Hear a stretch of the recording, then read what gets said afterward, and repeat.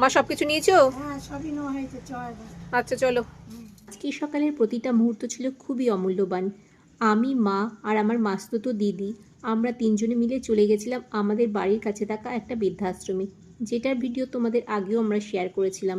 কারণ সামনেই আসছে 25শে ডিসেম্বর, কিছু এনাদের জন্য খাওয়ার নিয়ে গেছিলাম। কারণ 25শে ডিসেম্বর থাকবো আমরা ব্যস্ত, তাই আগেই কিছুটা সময় এদের সঙ্গে কাটাবো বলে আমরা এদের জন্য কিছু কেক, বিস্কিট, কলা, মিষ্টি নিয়ে গেছিলাম ওদের মুখের হাসি দেখব বলে। আমাদের সঙ্গে কাটানো সময়গুলো ওদের কাছেও অমূল্যবান। ওরা ভীষণ ভালোবাসে গল্প করতে।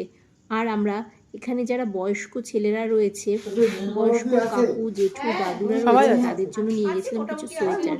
প্রচণ্ড ঠান্ডা পড়েছে, আমরা দিয়ে দিয়েছিলাম তাদেরকে সোয়েটার। তারা ভীষণই খুশি হয়েছিল। তারা প্রত্যেকে বলেছে এই সোয়েটার আমাদের খুব আনন্দ লাগছিল তাদের এই মুখের হাসিটা দেখতে।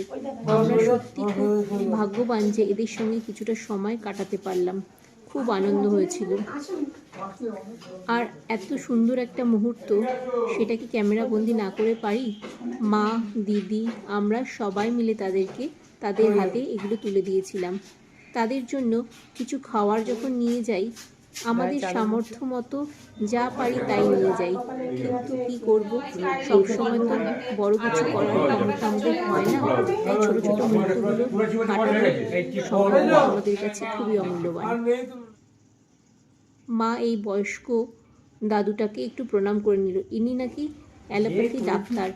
জানি না কোন ভাগ্যের দোষে এই বৃদ্ধাশ্রমে এসে তাকে থাকতে হচ্ছে। হায় ভগবান, কি যে পরিণতি!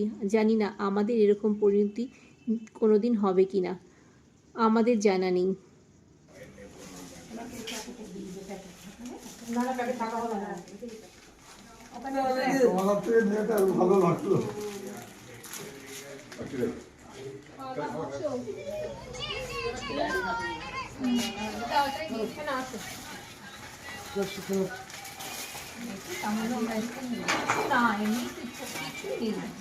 এ 25শে ডিসেম্বর আগে যতটুকু ক্ষমতা।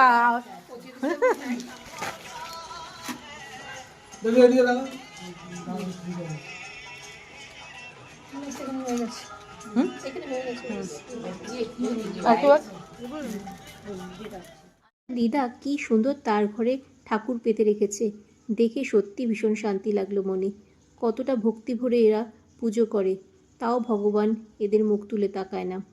যাই হোক, তবু এই বৃদ্ধাশ্রমে এরা ভীষণই আনন্দে আছে। আমাদের এখানে শেষ করে আমরা বাড়ির পথে রওনা দিলাম।